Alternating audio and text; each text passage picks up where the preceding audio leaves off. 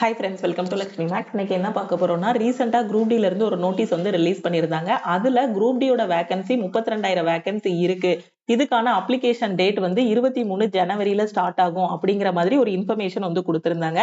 So அதுக்கப்புறமா பாத்தீங்க அப்படின்னா குரூப் டியோட குவாலிபிகேஷன் பத்தின ஒரு நோட்டீஸ் ரிலீஸ் பண்ணியிருந்தாங்க. ஸோ 10th ஸ்டாண்டர்ட் நீங்க பாஸ் பண்ணியிருந்தாலே இந்த குரூப் டி எக்ஸாம் வந்து அப்ளை பண்ணலாம். அல்லது உங்க கையில ஐடிஐ சர்டிபிகேட் இருக்கு, நீங்க ஐடிஐ முடிச்சிருக்கீங்க அப்படின்னாலும் இந்த எக்ஸாம் வந்து அப்ளை பண்ணலாம்ங்கிற மாதிரி நோட்டீஸ் ரிலீஸ் பண்ணாங்க.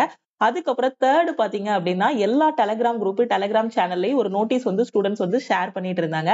அது என்ன அப்படின்னு பாத்தீங்கன்னா, குரூப் டியோட வேகன்சி வந்து இன்க்ரீஸ் ஆக போகுது. 32,000 வேகன்சில இருந்து அது வந்து கிட்டத்தட்ட 58,000 வேகன்சி வரைக்கும் இன்க்ரீஸ் ஆக போகுது அப்படிங்கிறதுக்கான ஒரு நோட்டீஸ் வந்து ஷேர் பண்ணியிருந்தாங்க. பட் ஆர்ஆர்பியோட எந்த வெப்சைட்லயுமே அந்த நோட்டீஸ் வந்து இல்ல. ஓகேவா? ஆனா எம்ப்ளாய்மெண்ட் நியூஸ் பேப்பர்ல பாத்தீங்க அப்படின்னா குரூப் டியோட வேகன்சி வந்து இன்க்ரீஸ் ஆக போகுது அப்படிங்கிற மாதிரி ஒரு 2 பேப்பர்ல வந்து நியூஸ் வந்திருக்கு. அப்போ மேபி இதை வந்து நம்ம 90% கன்ஃபார்ம் பண்ணிக்கலாம். குரூப் டியோட வேகன்சி வந்து இன்க்ரீஸ் ஆகுறத 90% வந்து கன்ஃபார்ம் பண்ணிக்கலாம். அப்ப வேகன்சி பாத்தீங்கன்னா 58,242 வரைக்கும் வேகன்சி வந்து இன்க்ரீஸ் ஆக போகுது. இதுக்கான வாய்ப்புகள் வந்து இருக்கு. ஓகேவா? ஏன்னா ஒரு எம்ப்ளாய்மெண்ட் நியூஸ் பேப்பர்ல வந்துருச்சு அப்படின்னா கண்டிப்பா இது வந்து என்னவா இருக்கும், ரியலா தான் இருக்கும். ஓகேவா? சோ இது வந்து ஃபேக்கா இருக்கிறதுக்கு வாய்ப்பு இல்ல. சோ ஆல்ரெடி 32,000 வேகன்சி கிட்ட சொல்லியிருந்தாங்க. இப்ப கிட்டத்தட்ட ஒரு 58,000க்கும் மேல வேகன்சி வந்து என்ன ஆக போகுது, இன்க்ரீஸ் ஆக போகுது. அதனால நீங்க உங்களோட ப்ரிப்பரேஷன் வந்து ஸ்டார்ட் பண்ணுங்க. ஓகேவா? ஆல்ரெடி ஏஎல்பில இருந்தே நீங்க ப்ரிப்பேர் பண்ணிட்டு இருக்கீங்க அப்படின்னா கண்டிப்பா இப்ப ஆல்மோஸ்ட் நீங்க வந்து ஒரு 80க்கு மேல ஸ்கோர் பண்ற அளவுக்கு ரெடி ஆகிருப்பீங்க. ஏன்னா ரயில்வே பொறுத்த வரைக்கும் சிலபஸ் வந்து சேம் தான். Maths, reasoning, general awareness, science இவ்வளவுதான். இப்ப படிக்க ஆரம்பிச்சா கூட குரூப் டி எக்ஸாம்க்கு வந்து ஈஸியா நீங்க ரெடி ஆகிரலாம். சோ வேகன்சி வந்து 58,000 வரைக்கும் இன்க்ரீஸ் ஆகுது அப்படிங்கும்போது இது ஒரு நல்ல வாய்ப்பா இருக்கும். நீங்க ரயில்வேல அப்ரண்டிஷிப் எல்லாம் பண்ணிருக்கீங்க, சிசிஏ கேண்டிடேட்டா இருக்கீங்க அப்படின்னா உங்களுக்கு எல்லாம் கட் ஆஃப் ரொம்ப கம்மியா இருக்கும். சோ அப்போ நீங்க என்ன பண்ணலாம் அப்படின்னு பாத்தீங்கன்னா, உங்களோட அந்த அப்ரண்டிஷிப்போட மார்க் பிளஸ் இங்க எடுக்கக்கூடிய ஒரு கொஞ்சம் மார்க் ஒரு 20 பிளஸ் எடுத்தா கூட நீங்க உள்ள போறதுக்கு நிறைய வாய்ப்பு இருக்கு. மற்ற ஸ்டூடெண்ட்ஸ் படிக்கிறதை விட நீங்க கொஞ்சம் கம்மியா படிச்சாலே போதும், சிசிஏ கேண்டிடேட் ஈஸியா உள்ள போயிடலாம். ஓகேவா? சோ அதே மாதிரி இப்ப 10th பாஸ் அப்படிங்கும்போது எல்லாருக்கும் இது ஒரு நல்ல வாய்ப்பு. குரூப் டி எக்ஸாம் அப்ளை பண்றது எல்லாருக்குமே ஒரு நல்ல வாய்ப்பு. வேகன்சியும் இன்க்ரீஸ் ஆக போகுது அப்படிங்கும்போது ரொம்ப ஈஸியா இந்த வருஷமே நீங்க என்ன பண்ணிரலாம், எக்ஸாம் வந்து கிளியர் பண்ணிரலாம். அது மட்டும் இல்லாம குரூப் டில கிளியர் பண்றதுக்கு என்ன ஈஸியான இது அப்படின்னு பாத்தீங்கன்னா, ஒரே ஒரு எக்ஸாம் தான், சிங்கிள் எக்ஸாம் தான். 100 மார்க்குக்கு தான் எக்ஸாம் எழுத போறீங்க. குவாலிபிகேஷன் 10th ஸ்டாண்டர்ட்ங்கிறதுனால கொஸ்டினோட லெவல் பாத்தீங்கன்னா 10th ஸ்டாண்டர்ட் லெவல்ல தான் இருக்கும். சிஜிஎல் அந்த லெவல்ல எல்லாம் கொஸ்டின்ஸ் இருக்க போறதே கிடையாது. அப்ப குரூப் டிங்கிறது ரொம்ப ஈஸியா கிளியர் பண்ணிரலாம். போன தடவை 2018ல வந்த குரூப் டியோட ஆப்பர்ச்சுனிட்டியை நான் மிஸ் பண்ணிட்டேன் மேம். நான் ரயில்வேல அப்ரண்டிஷிப் பண்ணிருக்கேன். சிசிஏ கேண்டிடேட்டுக்கு இவ்வளவு கம்மியா தான் கட் ஆஃப் வச்சிருக்காங்க. அது மாதிரி நான் நல்லா படிச்சிருந்தேன். பட் குரூப் டி அப்ளை பண்ணாம விட்டேன்னு நிறைய ஸ்டூடெண்ட்ஸ் வந்து சொல்லியிருந்தீங்க. பட் இந்த டைம் பாத்தீங்கன்னா உங்களுக்கு வேகன்சி வந்து 58,000க்கும் மேல வந்து வேகன்சி வந்து ரிலீஸ் பண்ண போறாங்க. அதே மாதிரி உங்களுக்கு என்னது, ஒரே ஒரு சிங்கிள் எக்ஸாம் தான். 10ஆம் கிளாஸ் பாஸ் பண்ணாலே நீங்க வந்து எக்ஸாம் எழுதலாம். வேற எந்த ஒரு சேஞ்சஸுமே பண்ணல. அப்ப எல்லாருமே குரூப் டி எக்ஸாம் எழுதலாம். ஈஸியா கிளியர் பண்ணிரலாம். இதுல மேத்ஸ், ரீசனிங் ரொம்ப ஈஸியா இருக்கும். அது போக சயின்ஸையும் நல்லா படிச்சிட்டீங்க அப்படின்னா உங்களோட செலக்ஷன் வந்து கன்ஃபார்ம் தான். ஓகேவா? சோ அப்போ அந்த 58,000 வேகன்சிங்கிறது கிட்டத்தட்ட ஒரு 90% வந்து நாம வந்து உண்மையாவே எடுத்துக்கலாம். ஓகேவா? 23ஆம் தேதி அபிஷியல் நோட்டிபிகேஷன்ல இன்னும் தெளிவா சொல்லிருவாங்க. சோ இத பத்தி நீங்க வந்து கன்ஃபியூஸ் ஆக வேண்டாம். வேகன்சி எவ்வளவு அப்படிங்கிற மாதிரி ஒரு கன்ஃபியூஷன்ல நீங்க இருக்க வேண்டாம். சோ நீங்க என்ன பண்ணுங்க, ப்ரிப்பரேஷனை ஸ்டார்ட் பண்ணுங்க. கிடைச்சிருக்க வாய்ப்பை வந்து மிஸ் பண்ணிடாதீங்க. ஓகேவா? ஆல்ரெடி நான் குரூப் டி எக்ஸாம் பத்தின எல்லா இன்ஃபர்மேஷனுமே உங்களுக்கு வந்து சொல்லியிருக்கேன். சோ குரூப் டி எக்ஸாமோட எலிஜிபிலிட்டி பாத்தீங்கன்னா சொன்னதுதான், 10th பாஸ் பண்ணிருக்கணும். அப்படி இல்லைன்னா நீங்க ஐடிஐ முடிச்சிருந்தா கூட ஓகே தான். ஓகேவா? 10ஆம் கிளாஸ் பாஸ் பண்ணிருந்தாலோ இல்ல ஐடிஐ படிச்சிருந்தாலோ இல்ல அதுக்கு ஈக்குவலண்டா படிச்சிருந்தாலோ நீங்க இந்த எக்ஸாம் வந்து எழுதலாம். ஓகே, இதோட செலக்ஷன் ப்ராசஸ் பாத்தீங்கன்னா ஃபர்ஸ்ட் ஒரு கம்ப்யூட்டர் பேஸ்டு டெஸ்ட் வந்து இருக்கும். இந்த டெஸ்ட் வந்து நீங்க 100 மார்க்குக்கு எழுதுவீங்க. ஓகே, சோ இதுல நீங்க கட் ஆஃப் விட கொஞ்சம் அதிகமான மார்க் எடுக்கணும். ஏன்னா இதுக்கு அடுத்து பாத்தீங்க அப்படின்னா உங்களுக்கு ஒரு பிஇடி இருக்கும், பிசிக்கல் எஃபிஷியன்சி டெஸ்ட் வந்து இருக்கும். நான் A to Z இன்ஃபர்மேஷன் தனியா ஒரு வீடியோல உங்களுக்கு அப்லோட் பண்ணிருக்கேன். சப்போஸ் உங்களுக்கு குரூப் டிக்கான A to Z information again இன்னும் தெளிவா தெரியணும் அப்படின்னா இந்த வீடியோக்கு கீழே கமெண்ட் பண்ணுங்க. நான் இன்னொரு வீடியோ மேக் பண்றேன். ஓகேவா?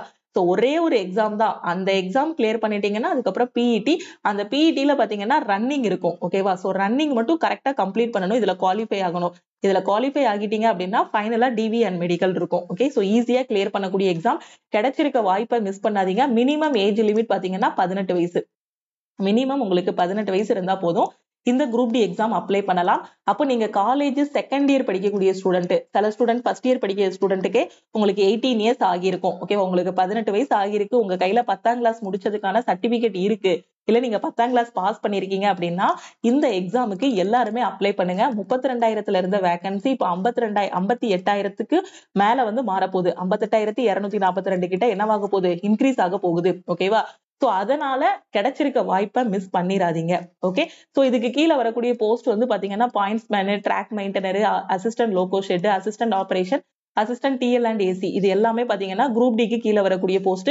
செலக்ஷன் ப்ராசஸ் வந்து சொல்லிட்டேன், ஒரு கம்ப்யூட்டர் பேஸ்டு டெஸ்ட், ஒரு பிஇடி, அதுக்கப்புறம் டிவி அண்ட் மெடிக்கல் இருக்கும். ரொம்ப குயிக்கா இருக்கும் இதுல ப்ராசஸ் வந்து. ஏன்னா என்டிபிசி எடுத்துக்கிட்டீங்க அப்படின்னா அதுல சிபிடி 1 இருக்கும், சிபிடி 2 இருக்கும். சிபிடி 2 பாத்தீங்க அப்படின்னா இருக்கக்கூடிய 6 லெவலுக்கும், லெவல் 2, 3, 4, 5, 6 இருக்கும். சோ இருக்கக்கூடிய எல்லா லெவலுக்கும் பாத்தீங்கன்னா நீங்க சிபிடி 2 எழுதுற மாதிரி இருக்கும். அதுக்கப்புறம் ஒவ்வொருத்தவங்களுக்கும் ஒவ்வொரு டைம்ல போஸ்டிங் போடுவாங்க.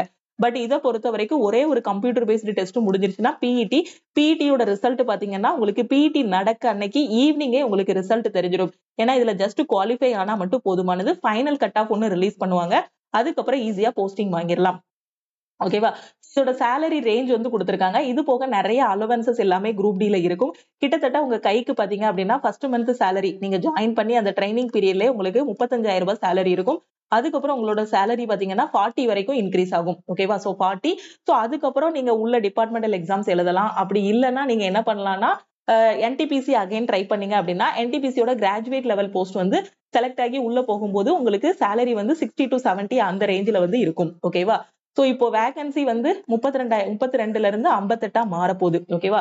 சோ சில வெப்சைட்ஸ்ல வந்து அப்டேட் பண்ணிருக்காங்க. அதே மாதிரி சில எம்ப்ளாய்மெண்ட் நியூஸ் பேப்பர்லயும் வேகன்சி பத்தின இன்ஃபர்மேஷன் எல்லாமே கொடுத்திருக்காங்க. ஓகே, இதோட அப்ளிகேஷன் வந்து எப்போ ஸ்டார்ட் ஆகுதுன்னா 23 ஜனவரியில ஸ்டார்ட் ஆகுது, 22 பிப்ரவரியில வந்து க்ளோஸ் ஆகுது. ஒரு மாசம் டைம் கொடுப்பாங்க. எந்த எக்ஸாம் அப்ளை பண்றதுக்குனாலும் ஒரு மாசம் அப்ளிகேஷன் டைம் இருக்கும். அதனால அப்ளிகேஷன் டேட்டை மிஸ் பண்ணிடாதீங்க. ஓகேவா? லாஸ்ட் டைம் பாத்தீங்கன்னா என்டிபிசிக்கு திருப்பி எப்படி அப்ளை பண்ணணுங்கிறதுல இருந்து எல்லாமே சொல்லி கொடுத்தோம். ஆனா சில ஸ்டூடெண்ட் வந்து மிஸ் பண்ணிட்டாங்க, மேம் நான் அப்ளை பண்ணல, அடுத்து வர எக்ஸாமுக்கு படிக்கிறேன் அப்படின்னு சொல்லிட்டீங்க. சோ இப்போ நீங்க படிக்க ஆரம்பிச்சாலும் இந்த எக்ஸாமோட குவாலிபிகேஷன் 10th பாஸ். நான் மறுபடியும் அதான் சொல்றேன், பேங்கிங் படிக்கிற ஸ்டூடெண்டா இருக்கட்டும், டிஎன்பிஎஸ்சி படிக்கிற ஸ்டூடெண்டா இருக்கட்டும், எல்லாருமே அப்ளை பண்ணுங்க. ஓகேவா? சோ இப்போ உங்களுக்கு அந்த கன்ஃபியூஷன் போயிருக்கும்னு நினைக்கிறேன். அந்த 58,240 வேகன்சி பத்தின கன்ஃபியூஷன் போயிருக்கும்னு நினைக்கிறேன். ஏன்னா எனக்கு நிறைய ஸ்டூடெண்ட்ஸ் வந்து வாட்ஸ்அப்ல மெசேஜ் பண்ணிருக்கீங்க, மேம் இந்த மாதிரி வேகன்சி வந்து இன்க்ரீஸ் ஆகுமா அப்படின்ட்டு. சோ கண்டிப்பா இன்க்ரீஸ் ஆகுறதுக்கு வாய்ப்பு இருக்கு. ஓகேவா? சோ இதோட ஏஜ் லிமிட் எல்லாமே ஆல்ரெடி நான் எக்ஸ்பிளைன் பண்ணிட்டேன் ப்ரீவியஸ் வீடியோல. சோ மினிமம் 18 வயசு இருந்தாலே இந்த எக்ஸாமுக்கு அப்ளை பண்ணலாம். இது போக பாத்தீங்கன்னா உங்களுக்கு ஏஜ் ரிலாக்ஸேஷன் இருக்கும். ஓகேவா? சோ இதுல ஓபிசிக்கு 3 வருஷம் ரிலாக்ஸேஷன் கொடுப்பாங்க, எஸ்சிஎஸ்டிக்கு 5 வருஷம் ரிலாக்ஸேஷன் கொடுப்பாங்க. அது போக பிடபிள்யூடி ஸ்டூடெண்ட் இருக்கீங்கன்னா உங்களோட கேட்டகரிக்கு தகுந்த மாதிரி உங்களுக்கான ஏஜ் ரிலாக்ஸேஷன் இருக்கும். சோ ஒவ்வொரு போஸ்ட்டுக்கும் எவ்வளவு வேகன்சிங்கிறத இதுக்கு முந்தின வீடியோலயே நான் சொல்லியிருக்கேன். பாயிண்ட்ஸ்மேனுக்கு 5,058, சோ ட்ராக் மெயின்டனருக்கு 13,187. சோ இந்த மாதிரி ஃபைனலா 32,438 வேகன்சி வந்து சொல்லியிருந்தாங்க. இப்ப அடிஷனலா 25,804 வேகன்சி போடும்போது டோட்டல் வேகன்சி 58,242 வேகன்சி வந்து வரும். ஓகேவா? ஓகே, சோ இது வந்து கண்டிப்பா உங்களுக்கு ஒரு தெளிவான ஐடியாவை கொடுத்துருக்கும்னு நினைக்கிறேன். சோ இதுக்கு மேலயும் நீங்க எந்த கன்ஃபியூஷனும் பண்ண வேண்டாம். குரூப் டி எக்ஸாமோட வேகன்சி மேபி இன்க்ரீஸ் ஆகும். 23ஆம் தேதி ஜனவரி 23ல நமக்கு இன்னும் தெளிவா தெரிஞ்சிடும். ஓகேவா? சோ இதோட ஃபீஸ் எல்லாமே நான் ஆல்ரெடி சொல்லியிருக்கேன். இந்த எக்ஸாம் அப்ளை பண்றதுக்கு நீங்க ஜெனரல் கேட்டகரியா இருந்தீங்கன்னா 500 ரூபாய் ஃபீஸ் பே பண்ணணும். இந்த 500 ரூபாயில பாத்தீங்க அப்படின்னா உங்களுக்கு எவ்வளவு ரீஃபண்ட் பண்ணுவாங்க அப்படின்னா 250 ரூபாய் வந்து 400 ரூபாய் வந்து ரீஃபண்ட் பண்ணிடுவாங்க. யாருக்குன்னா ஜெனரல் கேட்டகரிக்கு. அதே நீங்க வந்து இப்போ எஸ்சி எஸ்டி ஸ்டூடெண்ட், விமன் கேண்டிடேட்டா இருக்கீங்க, இதுல வந்து ஜெனரல் பிளஸ் ஓபிசி மென் கேண்டிடேட். ஓகேவா? சோ இவங்களுக்கு வந்து 500 ரூபாய் ஃபீஸ்.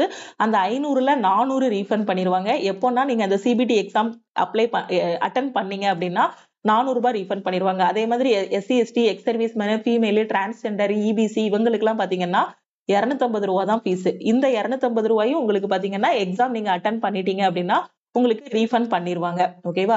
சோ இன்னும் குரூப் டி எக்ஸாம் பத்தி எனக்கு தெளிவான டீடைல்ஸ் வேணுங்கிற ஸ்டூடெண்ட் இதுக்கு முந்தின வீடியோல தான் நான் குரூப் டி எக்ஸாம் பத்தின A to Z இன்ஃபர்மேஷன் வந்து கொடுத்திருக்கேன். சோ அந்த வீடியோல பாத்துக்கோங்க. சப்போஸ் இந்த எக்ஸாம் எப்படி படிக்கணும், எங்க இருந்து படிக்கணும்னு தெரியாத ஸ்டூடெண்ட் லக்ஷ்மி மேக்ஸ் டீமுக்கு வந்து நீங்க கான்டாக்ட் பண்ணி கேட்டுக்கலாம். ஓகேவா? சோ நம்ம லக்ஷ்மி மேக்ஸ் ஆப்ல குரூப் டிக்காக ஒரு பேட்ச் வந்து ஸ்டார்ட் பண்ணிருக்கோம். குரூப் டி 2025க்கான பேட்ச் வந்து ஸ்டார்ட் பண்ணிருக்கோம். எவ்ரி வீக் என்னென்ன படிக்கணுங்கிறதுக்கான பிளான் வந்து இந்த பேட்ச்ல கையில கொடுத்துருவோம். அதுக்கப்புறம் இதுக்கான டெஸ்ட் பாத்தீங்கன்னா சாட்டர்டே வந்து எவ்ரி சாட்டர்டே வந்து டெஸ்ட் இருக்கும். டெஸ்ட் எப்ப இருந்து கண்டக்ட் பண்ண போறோம் அப்படின்னு பாத்தீங்கன்னா 23rd ஜனவரிக்கு அப்புறமா நம்ம வந்து டெஸ்ட் வந்து கண்டக்ட் பண்ண போறோம். ஓகேவா? சோ குரூப் டிக்கான கிளாஸ்ல ஜாயின் பண்ற ஸ்டூடெண்ட் மறக்காம லக்ஷ்மி மேக்ஸ் ஆப்பை டவுன்லோட் பண்ணிக்கோங்க. டவுன்லோட் பண்ணிட்டு உங்களோட மொபைல் நம்பர் என்டர் பண்ணுங்க. ஸோ மொபைல் நம்பர் என்டர் பண்ணது அதுக்கு ஒரு ஓடிபி வரும். அதை வச்சு லாகின் பண்ணிடலாம். ஸோ நம்ம லக்ஷ்மி மேக்ஸ் ஆப்ல இருக்க ஆல் இன் ஒன் கோர்ஸ்ல தான் உங்களுக்கு எல்லா பேட்சஸ்மே நம்ம கண்டக்ட் பண்ணுவோம். என்டிபிசிக்கான பேட்ச், குரூப் டிக்கான பேட்ச். ஸோ ஃபர்ஸ்ட் நீங்க ஆல் இன் ஒன்ல ஜாயின் பண்ணிட்டீங்க அப்படின்னா உங்களுக்கு எல்லா பேட்சஸ்மே இதுலயே கவர் ஆகிரும். ஸோ இந்த ஒரு கோர்ஸ்லேயே பாத்தீங்கன்னா உங்களுக்கு எஸ்எஸ்சி, ரயில்வே எல்லாமே கவர் பண்ற மாதிரி, அதாவது 50க்கும் மேற்பட்ட சென்ட்ரல் கவர்மெண்ட் எக்ஸாம்ஸ் வந்து ஃபர்ஸ்ட் அட்டெம்ப்ட்ல கிளியர் பண்ற மாதிரி கிளாஸஸ் எல்லாமே ப்ரொவைட் பண்ணிருப்போம். இதோட ஃபீஸ் பாத்தீங்க அப்படின்னா 1999. இதோட வேலிடிட்டி வந்து லைஃப் டைம் வேலிடிட்டி இருக்கும். சோ இதுல எப்படி ஜாயின் பண்றது அப்படின்னு பாத்தீங்கன்னா, இதுதான் டீமோட வாட்ஸ்அப் நம்பர். இந்த நம்பரை உங்க போன்ல லக்ஷ்மி மேக்ஸ்ன்னு சேவ் பண்ணிட்டு இந்த நம்பருக்கு I want to join all in one course message அனுப்புனீங்கன்னா டீம்ல இருந்து கான்டாக்ட் பண்ணிட்டு ஜிபே நம்பர் இல்ல அக்கௌண்ட் நம்பர் கொடுப்பாங்க. அதுக்கு 1999 பே பண்ணிட்டு பேமெண்டோட ஸ்கிரீன்ஷாட் சென்ட் பண்ணீங்கன்னா டீம் வந்து பேக் எண்ட்ல இருந்து அக்சஸ் கொடுத்துருவாங்க. சோ குரூப் டியோட எல்லா சிலபஸுமே இதுல கவர் பண்ணிருவோம். A to Z எல்லா சிலபஸும் கவர் பண்ணிருவோம். குரூப் டியோட ப்ரீவியஸ் இயர் கொஸ்டின் எல்லாமே நாம இதுல டிஸ்கஸ் பண்ணிருப்போம். அது மட்டும் இல்லாம எவ்ரி சாட்டர்டே குரூப் டிக்கான டெஸ்ட்டும் ப்ரொவைட் பண்ண ஆரம்பிச்சிருவோம். ஓகேவா? சோ டெஸ்ட் மட்டும் இன்னும் நாம ஆல் இன் ஒன் கோர்ஸ்ல ஸ்டார்ட் பண்ணல. குரூப் டிக்கு ஸ்டார்ட் பண்ணல. ஏன்னா என்டிபிசியோட பேட்சுக்கு டெஸ்ட் வந்து கொடுத்துட்டு இருக்கோம். அதனால குரூப் டிக்கு 23rd ஜானுக்கு அப்புறம் பாத்தீங்கன்னா உங்களுக்கு எவ்ரி சாட்டர்டே குரூப் டி பேட்ச்ல இருக்க ஸ்டூடெண்ட்ஸுக்கு டெஸ்ட் இருக்கும். ஓகேவா? சோ குடுக்க டெஸ்ட்டை கரெக்டா ஃபாலோ பண்ணிட்டு வந்தீங்கனாலே போதும். நான் திருப்பி சொல்றேன், சிசிஏ கேண்டிடேட் ரொம்ப ஈஸியா நீங்க கிளியர் பண்ணிடலாம். குரூப் டிக்குன்னு சில முக்கியமான கொஸ்டின் கொடுத்திருப்போம் குரூப் டியோட பேட்ச்ல. அதை மட்டும் படிச்சீங்கனாலே ஸ்மார்ட்டா படிச்சீங்கனாலே சிசிஏ கேண்டிடேட் ரொம்ப ஈஸியா கிளியர் பண்ணிடலாம். மற்ற கேண்டிடேட் பாத்தீங்கன்னா இன்னும் கொஞ்சம் எஃபோர்ட் போட்டீங்க அப்படின்னா 100க்கு உங்களால ஒரு 85 பிளஸே ஸ்கோர் பண்ண முடியும். 100க்கு ஒரு 85க்கு மேலலாம் நீங்க ஸ்கோர் பண்ற அளவுக்கு ரெடி ஆகிட்டீங்கன்னா நீங்க டாப் ஸ்கோர்லயே உள்ள வந்துடலாம். ஓகேவா? சோ லாஸ்ட் டைம்லாம் பாத்தீங்கன்னா அந்த பெர்சன்டைல் ஸ்கோர்னு சொல்லி கட் ஆஃப் எல்லாம் இது பண்ணி வச்சாங்க. ஓகேவா? ரொம்ப ஈஸியா கிளியர் பண்ணக்கூடிய எக்ஸாம். வேகன்சியும் இன்க்ரீஸ் பண்ண போறாங்க. அதனால ப்ரிப்பரேஷனை ஸ்டார்ட் பண்ணுங்க. சோ லக்ஷ்மி மேக்ஸ் ஆப்ல இருக்க ஆல் இன் ஒன் கோர்ஸ்ல ஜாயின் பண்ணிக்கோங்க. இன்னும் ஃபர்தர் டீடைல்ஸுக்கு லக்ஷ்மி மேக்ஸ் டீமுக்கு கான்டாக்ட் பண்ணி கேட்டுக்கோங்க. ஓகேவா? அது மாதிரி நம்ம டெலிகிராம் குரூப், டெலிகிராம் சேனல்ல இன்னும் ஜாயின் பண்ணலன்னா டெலிகிராம் குரூப் அண்ட் சேனல்லையும் ஜாயின் பண்ணிக்கோங்க. இன்ஸ்டாகிராம்லயும் லக்ஷ்மி மேக்ஸை ஃபாலோ பண்ணிக்கோங்க. டெய்லி படிங்க. கட் ஆஃப் பத்தி ஒரி பண்ணாதீங்க. வேகன்சி இன்க்ரீஸ் ஆகுமா டிக்ரீஸ் ஆகுமா அப்படிங்கறத பத்தி எந்த இதுவும் பண்ணாதீங்க. நெகட்டிவ் பீப்புள்ல இருந்து கொஞ்சம் தள்ளி இருங்க. ஏன்னா நெகட்டிவ் பீப்புள் நம்மளை சுத்தி யாராவது ஒரு நெகட்டிவ் பீப்புள் இருந்தாலே போதும், நம்மளை எதுவுமே பண்ண விட மாட்டாங்க. ஏதாவது சொல்லிட்டே இருப்பாங்க.